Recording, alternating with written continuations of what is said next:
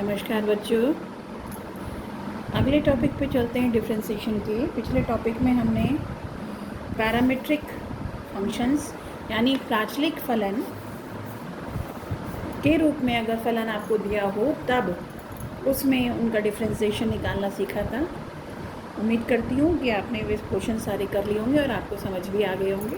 फिर भी अगर किसी बच्चे को समझ नहीं आया तो वो मेरे व्हाट्सएप नंबर पर बताए जो भी परेशानी उसे आती है। तो अब चलते हैं अगले टॉपिक पर। अवकलन का जो अगला टॉपिक है वो है सक्सेसिव डिफरेंशियल यानी उत्तरोत्तर अवकलन। यानी पहले अवकलन, फिर उसके बाद दोबारा उसी समीकरण पे अवकलन, फिर तीसरे पे। जैसे कि अगर एक फलन है आपका y बराबर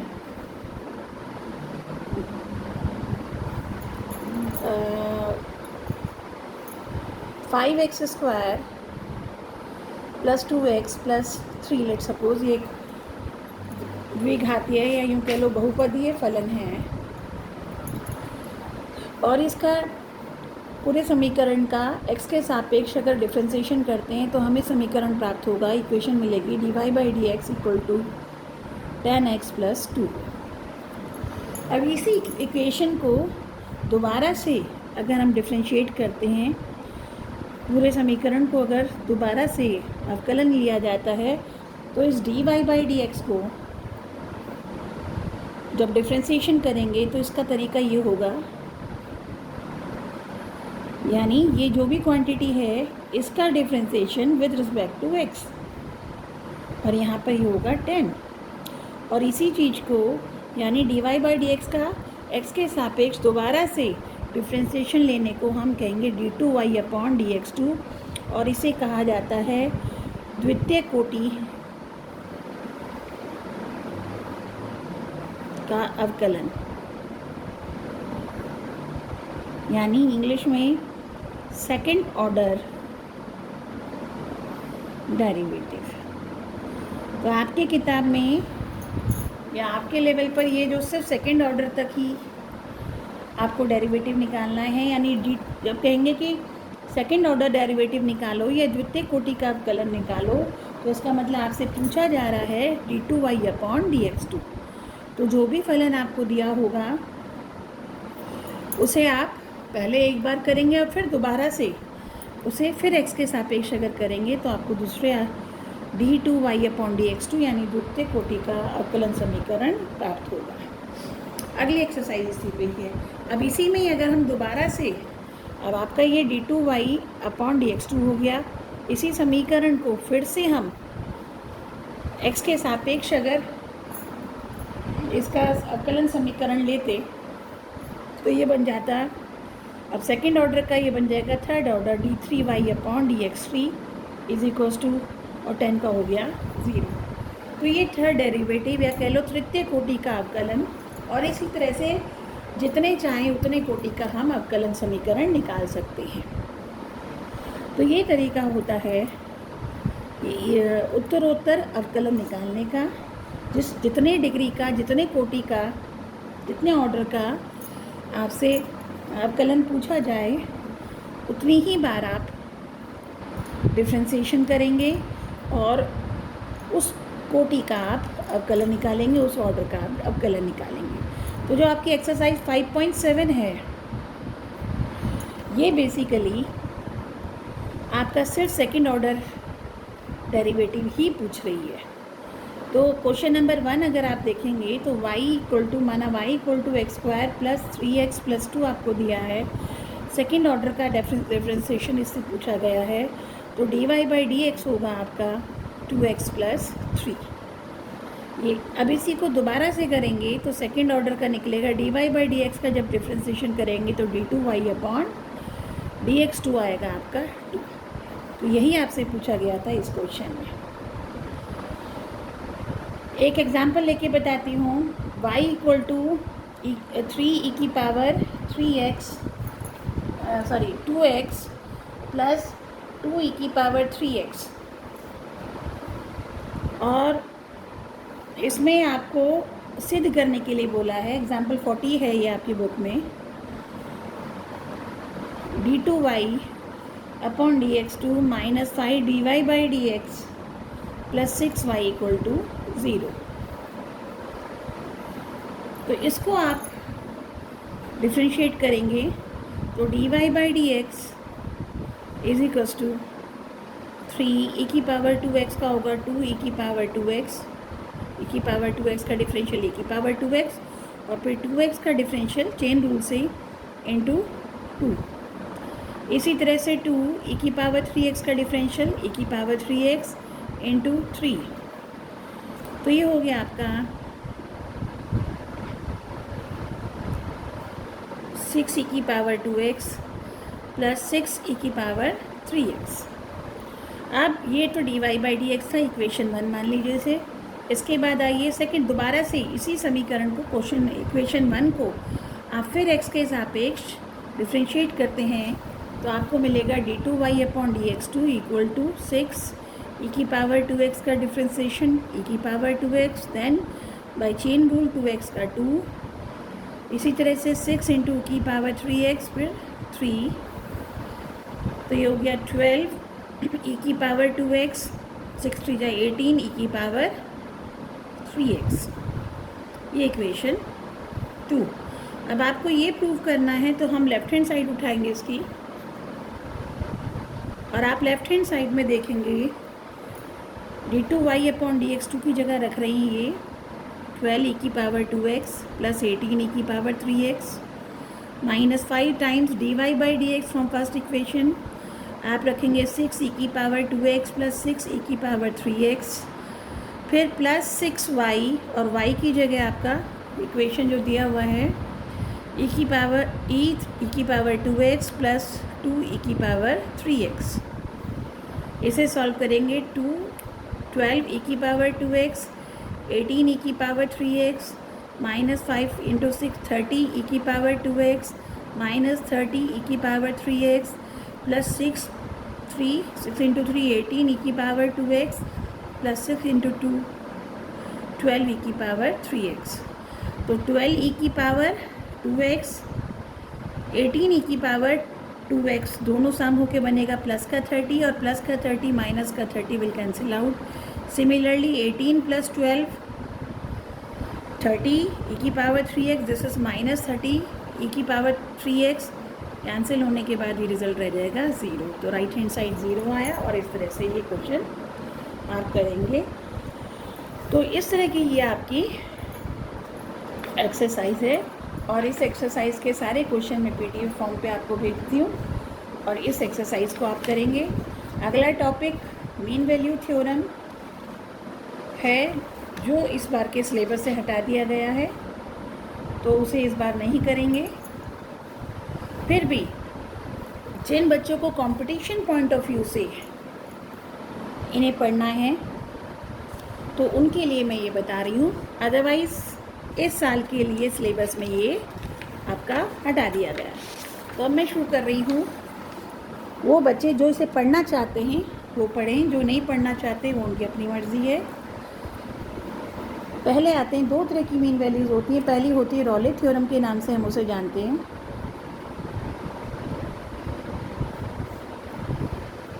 एक फंक्शन f है from interval a to b, A B से r में ये फंक्शन दिया हुआ है।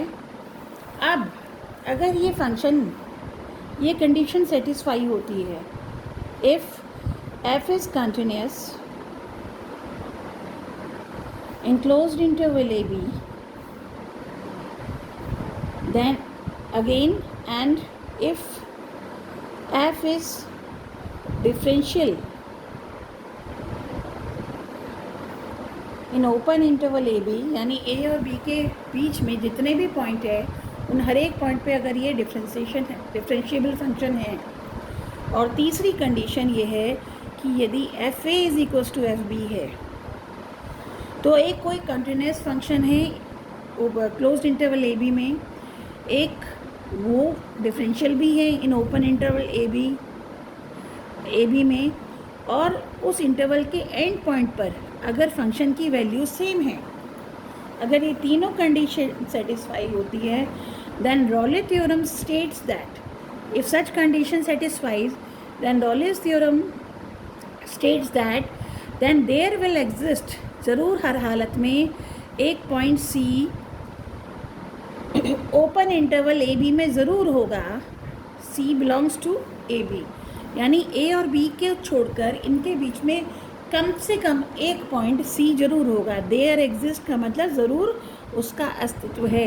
एक पॉइंट, कम से कम एक पॉइंट, ज़्यादा भी हो सकते हैं पर कम से कम एक पॉइंट हम ज़रूर ढूंढ पाएंगे जहाँ पर, जिस बिंदु पर, जिस पॉइंट पर डिफ्रेंशिएशन, फंक्शन का डिफ्रेंशिएशन क्या होगा, ज़ीरो के बराबर होगा। तो ये आपकी रॉले थ्योरम है। तो रॉले थ्योरम में ये तीनों कंडीशन आपकी दी हुई है। तो जो क्वेश्चंस आएंगे उसमें आपको ये पूछा जाएगा कि verify this function for Rolle theorem. आप यह फलन रॉले थ्योरम को सेटिस्फाई करता है और उसको वेरीफाई, मतलब ये रॉले थ्योरम उस पर उसको सेटिस्फाई कर रही है, वेरीफाई कर रही है। तो उसके लिए पहले आपको चेक करना होगा क्या क्लोज इंटरवल ए बी में फंक्शन कॉन्टिन्यूस है या नहीं, ओपन इंटरवल ए बी में फंक्शन डिफरेंशिएबल है या नहीं, और एंड पॉइंट पर वैल्यू उसकी बराबर है या नहीं। तो अब हम अगर इसको एक्सप्लेन करते हैं क्या कहना चाह रहा है, इसका क्या मतलब होता है रॉले थ्योरम का, वो आप देखेंगे। फंक्शन कॉन्टिन्यूस है, इसका मतलब कहीं भी ए और बी, ये आपका एक्स एक्सिस है, ये आपका वाई एक्सिस है। लेट सपोज ये पॉइंट ए है और ये पॉइंट बी है। तो x इक्वल टू ए ये लाइन आ गई, x इक्वल टू बी ये लाइन आ गई। अब फंक्शन आपका इनफाइनाइट में कैसे ही ड्रॉ हो रहा हो, लेकिन जब वो a से b के बीच में, यानी x इक्वल टू ए की वैल्यू लेंगे और उसके बाद उसके आगे की वैल्यू लेंगे, यानी a से बड़ी वैल्यू लेंगे टिल b तक। तो इस बीच में यहाँ से यहाँ फंक्शन होगा, जैसे भी होगा फंक्शन, जैसे भी हो, तो उसमें क्या कंडीशन होनी चाहिए कि वो कॉन्टिन्यूस होगा, यानी ए से बी के बीच में ड्रॉ करते हुए वो फंक्शन कहीं रुके नहीं। अब वो ऊपर नीचे कैसे भी हो सकता है, वो यूं भी जा सकता है, फंक्शन ऐसे भी कैसे भी जा सकता है। There are so many ways. दूसरी बात, वो डिफरेंशियल होना चाहिए। डिफरेंशियल का बेसिकली मतलब होता है कि हर पॉइंट पे फंक्शन डिफरेंशियल होगा अगर उसके जहाँ भी वो मोड़ है, किनारे हैं, अगर वो सॉफ्ट कर्व्स होते हैं। किसी भी फंक्शन में अगर इस टाइप से इस वाले पॉइंट पे कभी भी फंक्शन डिफरेंशियल नहीं होगा। ए और बी के बीच में अगर एक कर्व ऐसे आ रहा है और ऐसे ये बनकर और फिर यूँ घूम के आ गया लेट सपोज, तो इस पॉइंट पे फंक्शन डिफरेंशिएबल नहीं होगा। तो ऐसी स्थिति में ये रॉले थ्योरम हमेशा लगे ज़रूरी नहीं है। तो हम ये कहेंगे कि ये वाली कंडीशन ही सेटिस्फाई नहीं होगी। लेकिन इन तमाम बिंदुओं पर ये जो बाकी आपका जा रहा है सॉफ्ट कर्व्स हैं, कहीं भी एकदम नुकीला ग्राफ नहीं बन रहा, कॉर्नर नहीं बन रहा, तो यहाँ हर एक पॉइंट पर आपका फंक्शन डिफरेंशिएबल है इस स्थिति में। हालांकि जब आपका क्वेश्चन दिया होगा तो उसमें आपको जो तरीके बताए हैं डिफरेंशिएबिलिटी चेक करने के लिए, वो आप चेक करेंगे। जो अभी पिछले चैप्टर में, इस पूरे चैप्टर में पहले, सबसे पहले इसी में ही हम डिफरेंशिएबिलिटी चेक करके आए हैं, वो आप बताएंगे। तो कहने का मतलब, पहली कंडीशन की कहीं भी पेन ना उठे, दूसरी कंडीशन की कहीं भी पॉइंटेड कर्व ना बने, यानी सॉफ्ट कर्व बने, इस तरह का फंक्शन हो। तीसरी कंडीशन, ए पे जो वैल्यू है फंक्शन की, ये x इक्वल टू ए है और ये है आपका एफ ए, ये x इक्वल टू बी है, ये वैल्यू है एफ बी। तो एफ ए और एफ बी इक्वल, यानी ए पर जो वैल्यू फंक्शन की है वही बी पर है। तो इस तरह का अगर कोई फंक्शन है तो ए और बी के बीच में कहीं ना कहीं पॉइंट ज़रूर होगा जिस पर F dash C equal to zero. What this represent, F dash C equal to zero का क्या मतलब होता है? D Y by D X मैं पहले भी बता चुकी हूँ। कोई function F equal to Y equal to F X है, तो इसका डिफ्रेंसिएशन यानी D Y by D X या एफ डैश एक्स क्या होता है? उसके किसी पॉइंट एक्स पर जो टेंजेंट है उसके स्लोप को दिखाता है। तो कहने का मतलब, लेट सपोज मैं यहाँ पर ये पॉइंट आपका ए प्लस h है, या मैं इसे x1 मान लेती हूँ, ये पॉइंट x1 है। तो इस पॉइंट पर अगर हम फंक्शन पर पहुँचें तो ये इस पॉइंट पर फंक्शन ये है, तो इस पॉइंट पे जो टेंजेंट होगी, ये टेंजेंट है, ये टेंजेंट एक्स एक्सिस से क्या एंगल बना रहा है, उस लेट्स सपोज थीटा एंगल बना रहा है, तो टेन थीटा,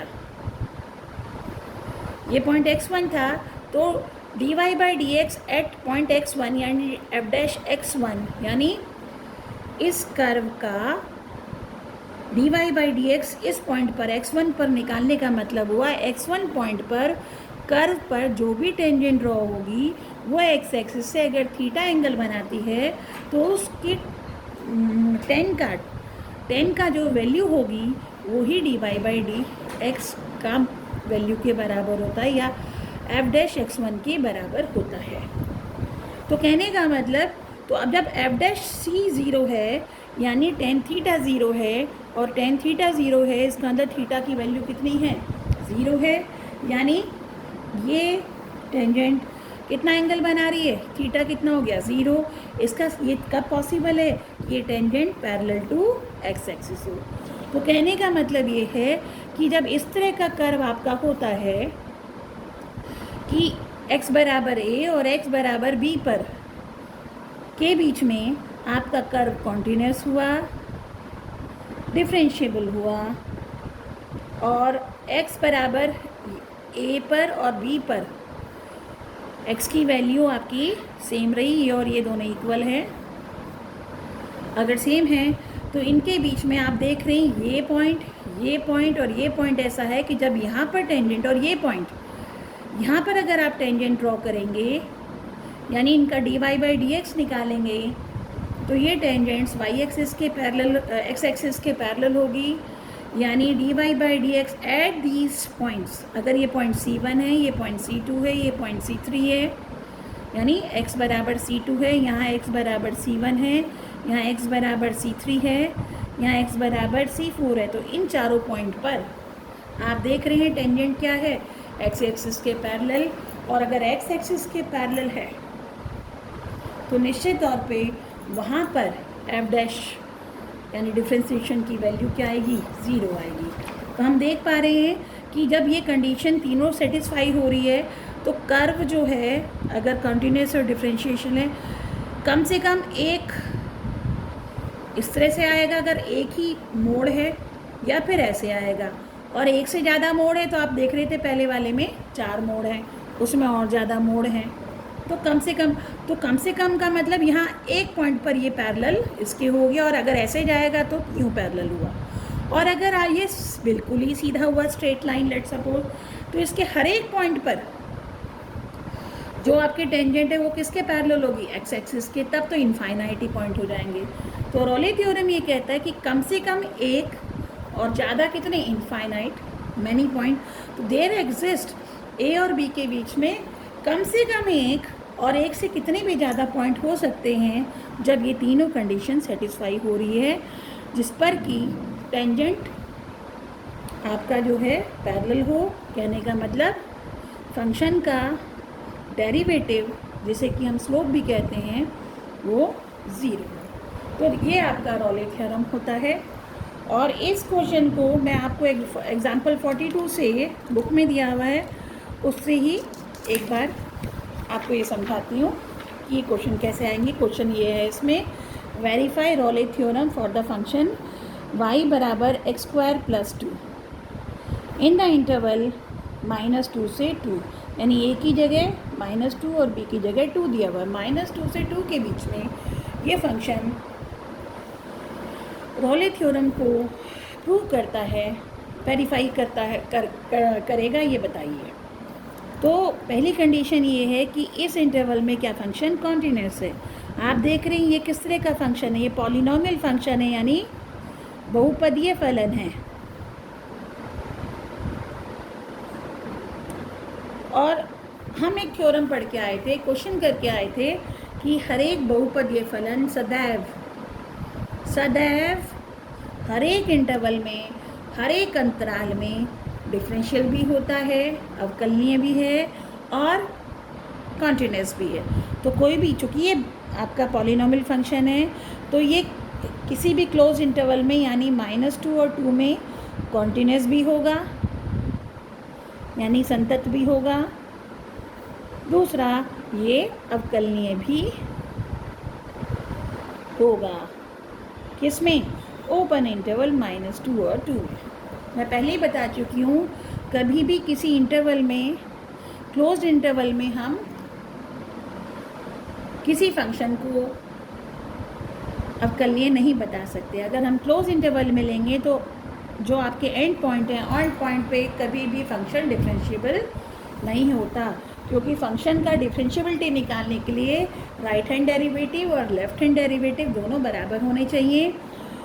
लोअर लिमिट में लेफ्ट हैंड डेरिवेटिव नहीं निकाल सकते, अपर लिमिट में राइट हैंड डेरिवेटिव नहीं निकाल सकते, इसलिए एंड पॉइंट पे डिफरेंशिएबिलिटी चेक नहीं हो सकती। इसीलिए कभी भी क्लोज इंटरवल में फंक्शन डिफरेंशिएबल नहीं होता, बल्कि ये ओपन इंटरवल में हमेशा चेक किया जाता है कि फंक्शन डिफरेंशिएबल है या नहीं है। एंड पॉइंट पे कभी भी वो डिफरेंशिएबल नहीं होगा। Then come to third condition कि y का मान 2 पर, -2 पर, यानी fa, इसको अगर fx मानते हैं तो fa यानी y का मान किस पर? 2 पर, -2 पर, सॉरी ये कितना है? -2 है, तो ये होगा -2 का वर्ग प्लस 2 यानी 6, और fb यानी y का मान 2 पर, तो ये 2 का वर्ग, ये भी 6, तो इसका मतलब fa बराबर fb यानी f -2 और f2 भी बराबर है। तो जब रॉली की तीनों कंडीशन सेटिस्फाई हो गई है, तब हमें चेक करके बताना है कि -2 और 2 के बीच में ज़रूर कोई एक पॉइंट होगा, एक कोई नंबर ऐसा होगा जब x को वो नंबर दिया जाएगा c, लेट सपोज, तो उस पर आपका डिफ्रेंसिएशन 0 होगा। तो फॉर दैट हम क्या करते हैं कि फंक्शन का डिफ्रेंसिएशन लेते हैं 2x, और ये कहाँ 0 होगा? रखा तो x की वैल्यू क्या आई? 0। क्या 0 -2 और 2 के बीच में लाई करता है? यस। तो 0 चूँकि -2 और 2 के बीच में लाई करता है, इसका मतलब हम एक नंबर ऐसा, कम से कम एक नंबर ऐसा ढूंढ चुके जो इस इंटरवल में, ओपन इंटरवल -2 और 2, ओपन इंटरवल का मतलब -2 और 2 को आप इंक्लूड नहीं करेंगे, -2 और 2 के अलावा इनके बीच में कोई भी कम से कम अगर एक पॉइंट हम ढूंढ पाते हैं जिस पर डिफ्रेंशिएशन 0 है, तो वी कैन से कि रॉले थ्योरम सेटिस्फाई हो रही है। तो यहाँ पर ये रॉले थ्योरम आपकी सेटिस्फाई हो गई। मैं फिर बता रही हूँ, सन 2020-21 में जब बोर्ड आएगा, ये सिलेबस में आपका नहीं दिया हुआ है, ना ही आपके CBSE में, ना ही यूपी बोर्ड में। सिर्फ मैं ये इसलिए पढ़ा रही हूँ कि कंपटीशन में आपके ये काम आता है, तो कंपटीशन में अगर आप पढ़ेंगे तो आपको इसका बेनिफिट मिलेगा। कंपटीशन पॉइंट ऑफ व्यू से ही आप इसे पढ़ेंगे। 12th के बोर्ड की अगर से तैयारी कर रहे हैं तो इसे पढ़ने की ज़रूरत नहीं है। अब आती है दूसरी थ्योरम, जिसे हम मीन वैल्यू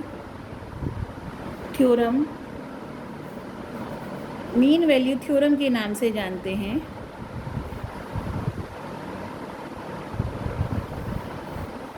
MVT।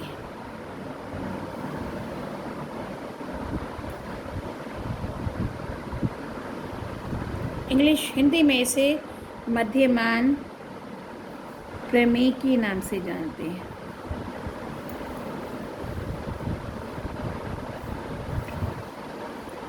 कायदे में रॉले थ्योरम मध्यमान प्रमेय का ही एक पर्टिकुलर पार्ट है। मध्यमान प्रमेय, जब कभी भी नाम आए मध्यमान प्रमेय, तो इसका मतलब MVT होता है। इंग्लिश में इसे एक लैग्रांजीज नाम के एक मैथमेटिशियन थे, उन्होंने प्रूव किया था, इसलिए इसे लैग्रांजीज मीन वैल्यू थ्योरम कहा जाता था। और नॉर्मल भाषा में इसे मध्यमान प्रमेय या मीन वैल्यू थ्योरम के नाम से जाना जाता है।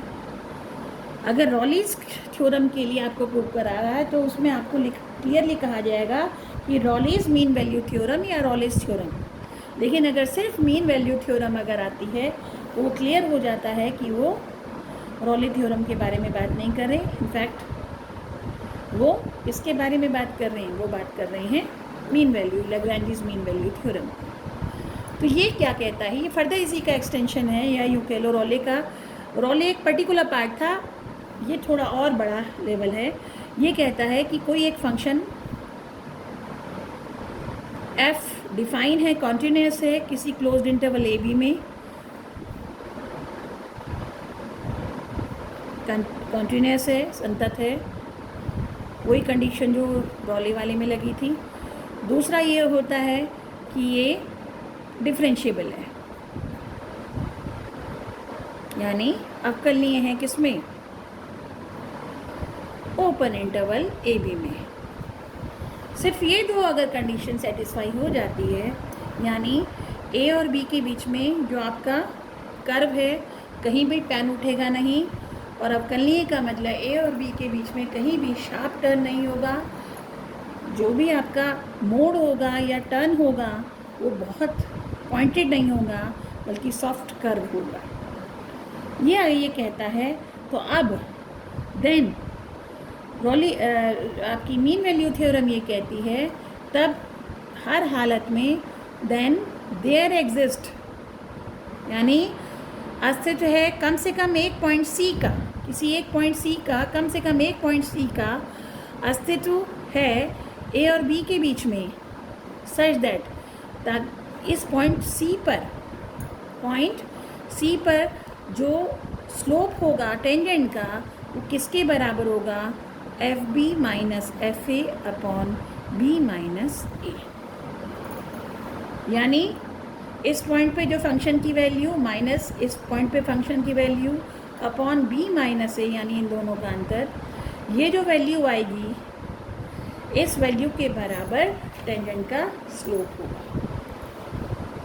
तो ये आपकी थी रॉली लैग्रेंजीज मीन वैल्यू थ्योरम। इसका ज्योमेट्रिकल इंटरप्रिटेशन देखिए।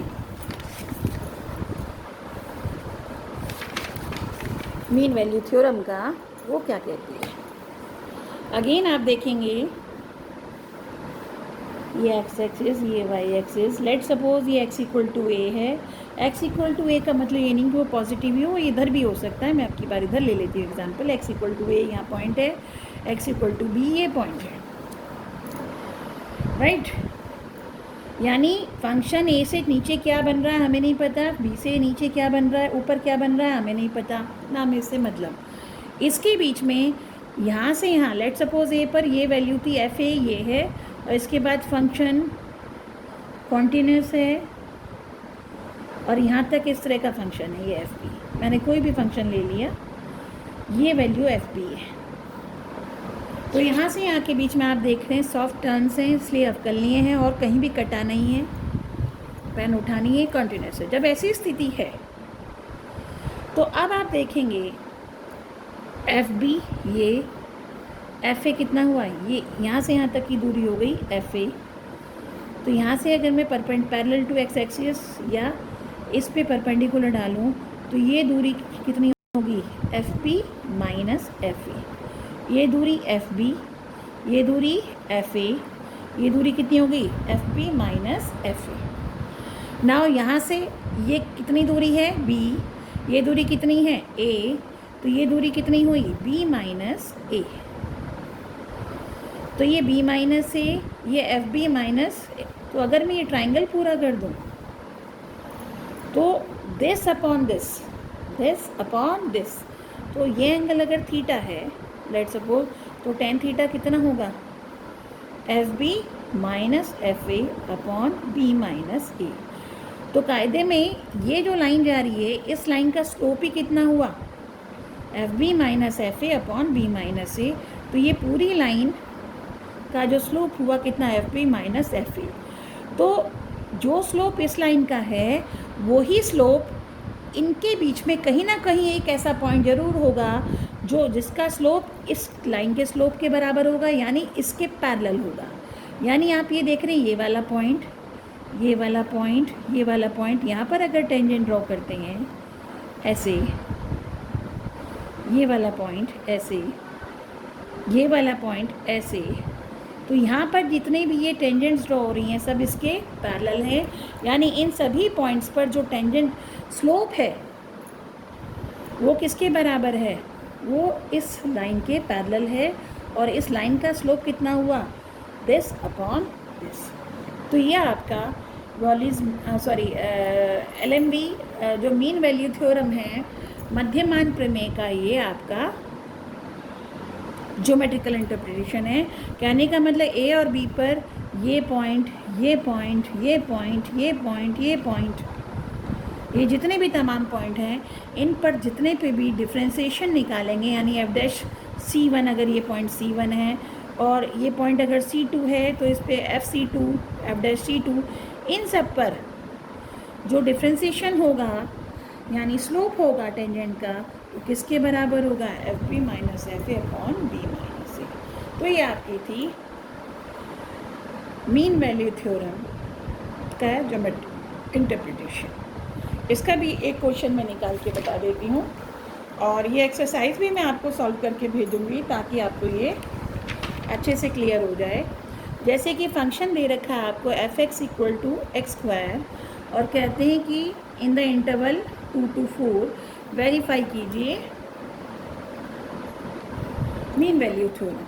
तो आप अगेन आप ये कहेंगे कि ये फंक्शन किस तरह का है? बहुपदीय फलन है, पॉलिनोमियल फंक्शन है, और कोई भी पॉलिनोमियल फंक्शन हर एक इंटरवल में, हर एक ओपन इंटरवल में डिफरेंशियल होता है और हर एक क्लोज इंटरवल में कॉन्टिन्यूस होता है।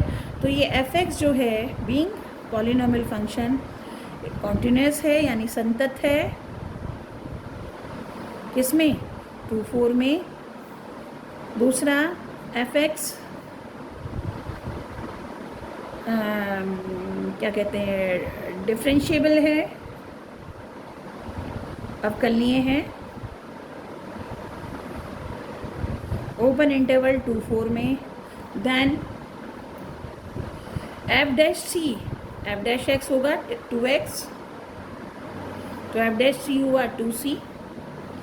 और ये अगर हम एफ बी माइनस बी कितना है 4, F4 माइनस FA यानी F2 अपॉन 4 माइनस 2 के बराबर रखते हैं, तो इसका मतलब 2c बराबर F4 कितना हुआ? Fx x की पावर 2 है, तो F4 का मतलब हुआ 4 की पावर 2, F2 का मतलब हुआ 2 की पावर 2 अपॉन 4 माइनस 2, ये हो गया आपका 16 माइनस 4 अपॉन 2, ये हो गया आपका 12 अपॉन 2, ये हो गया आपका 6, 2c हो गया 6, c हो गया आपका 3, 3, 2 और 4 के बीच में, ओपन इंटरवल 2 और 4 के बीच में आता है। देयरफॉर LMV यानी मीन वैल्यू थ्योरम सेटिस्फाई होती है, वेरीफाई होती है। तो इस तरह के क्वेश्चन है, इनका भी मैं आपको एक्सरसाइज 5.8 का भी मैं आपको सारे क्वेश्चन PDF फॉर्म में भेजूँगी। लेकिन मैं फिर बता रही हूँ, ये इस साल के लिए सिलेबस से डिलीट हो गया है। आप चाहें तो करें कंपटीशन में अगर आपको तैयारी करनी है, और आप चाहें तो आप इसे छोड़ सकते हैं, ये एग्ज़ाम में नहीं आएगी। और इस तरह से आपका ये वाला चैप्टर पूरा हो गया। और जो इसकी एक्सरसाइज है उसके क्वेश्चंस भी मैं सॉल्व करके, जो मिसलेनियस एक्सरसाइज है उसे भी हम करके उसमें भेज देंगे आपको। और फिर जो भी प्रॉब्लम है आप पूछिएगा, और उसके बाद फिर हम अगला चैप्टर शुरू करेंगे, application of derivatives. Thank you.